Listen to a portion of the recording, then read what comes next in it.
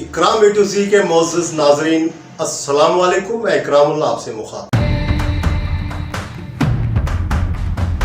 سمندر کے گہرے پانیوں میں تیرنے والی آبدوز بنانے کی انسانی خواہش بہت پرانی ہے۔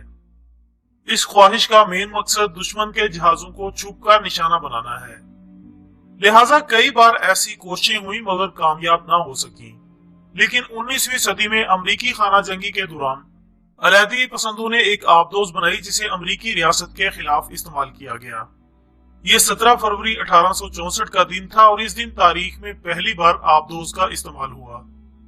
امریکی باغیوں کی آبدوز LH ہینلے نے جنوبی امریکی جہاز USS ہوسٹونک کو ڈبو دیا، لیکن یہ آبدوز واپسی کے سفر میں خود بھی حادثے کا شکار ہو گئی اور عملے سمیت ڈوب گئی۔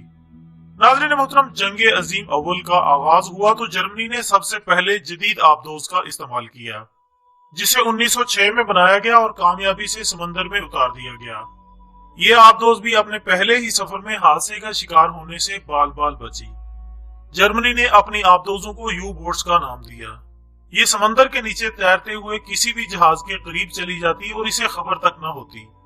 یو بوٹ سے قریبی فاصلے تک مار کرنے والا میزائل ٹارپیڈو فائر کرتی تھی، جبکہ بعض اوقات ہدف کے قریب جا کر سمندر پر ظاہر ہو کر مشین گن سے ہدف پر حملہ کر دیا جاتا۔ ایسا تب کیا جاتا جب ٹارگٹ ہائی ویلیو نہیں ہوتا تھا اور ٹارپیڈو جیسے مہنگے ہتھیار کو بچانا مقصود ہوتا تھا۔ دوستو، جرمنی نے آبدوز کا پہلا جنگی استعمال جنگ عظیم اول 1914 میں کیا، جب اٹلانٹک اوشن میں برطانوی جہاز پاتھ فائنڈر کو آبدوز سے فائر کر کے تباہ کر دیا گیا۔ برطانیہ ایک صدی سے سمندر کی سپر پاور چلا آ رہا تھا۔ دنیا میں کسی کو اس کے بحری یا تجارتی جہازوں کو آنکھ دکھانے کی جرت نہیں تھی۔ ایسے میں پاتھ فائنڈر کی تباہی انگریزوں کے لیے ایک زلزلے سے کم نہیں تھی۔ لیکن اس وقت کے سیکرٹری ایڈمرل چرچل نے اپنی عوام سے جھوٹ بولا اور کہا کہ دراصل جہاز سمندر میں جرمنوں کی بچھائی ہوئی ایک بارودی سرنگ سے تباہ ہوا ہے۔ یوں لوگوں کو یہ تاثر دینے کی کوشش کی گئی کہ ہماری سمندری طاقت کے مقابلے میں کوئی طاقت ابھی میدان میں نہیں آئی۔ لیکن جلد ہی اسکاٹ لینڈ کے ایک اخبار نے چرچل کا جھوٹ عوام کے سامنے رکھ دیا، جس کے بعد برطانیہ کو یہ احساس ہونے لگا کہ سمندروں پر اب ان کی حکومت مزید نہیں چلنے والی۔ یہ تاثر اس وقت اور مضبوط ہوا جب چند دنوں بعد 2 گھنٹے کے قلیل وقت میں یو بوٹس نے 3 برطانوی جہاز غرق کر دیے۔ اپریل 1915 تک جرمنی اپنے دشمنوں کے 39 جہاز سمندر برد کر چکا تھا۔ یہ اتنا بڑا نقصان تھا کہ برطانیہ کی معلوم تاریخ میں کبھی ایسا نہیں ہوا تھا۔ پھر مئی 1915 میں جرمنی نے وہ کر دیا جو شاید اسے نہیں کرنا چاہیے تھا، اور وہ یہ کہ یو بوٹ 20 نے سب سے بڑے امریکی مسافر جہاز لوسیٹینیا کو ڈبو دیا۔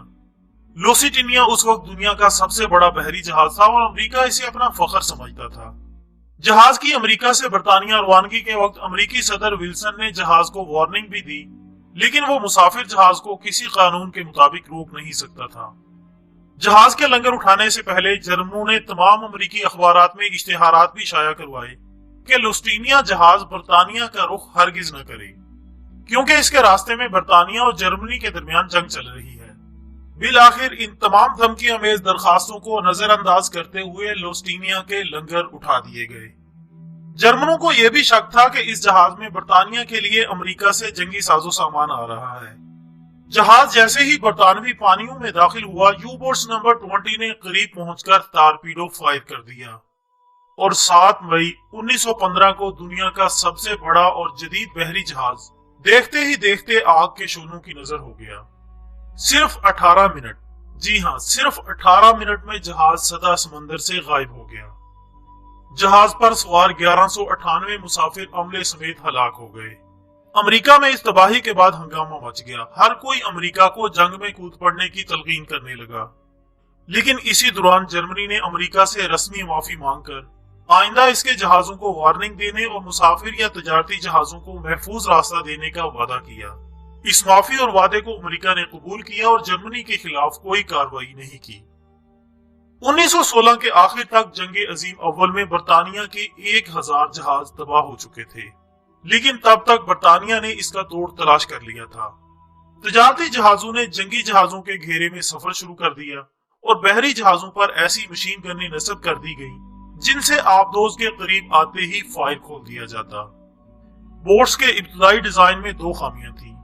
پہلی یہ کہ اسے تارپیڈو میزائل فائر کرنے کے لیے ہدف کے بہت قریب آنا پڑتا تھا۔ دوسری خامی یہ تھی کہ یو بوٹ زیادہ دیر سطح سمندر سے نیچے نہیں رہ سکتی تھی، اسے کچھ دیر بعد سطح آب پر آنا پڑتا تھا۔ یہی دو خامیاں تھیں جن کا اتحادیوں کو بھرپور فائدہ ہوا۔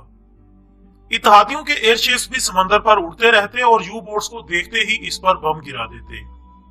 6 اپریل 1917 کو امریکہ نے جنگ عظیم اول میں غیر جانبداری کا ارادہ ترک کر دیا، کیونکہ جرمنی نے وعدہ خلافی کرتے ہوئے مسلسل امریکی تجارتی جہازوں کو ڈبونے کا سلسلہ جاری رکھا ہوا تھا۔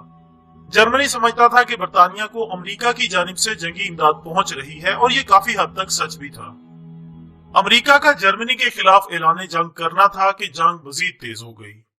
جرمنی چاہتا تھا کہ امریکہ کے جنگ میں براہ راست کودنے سے پہلے ہی برطانیہ کو گھٹنے ٹیکنے پر مجبور کر دیا جائے۔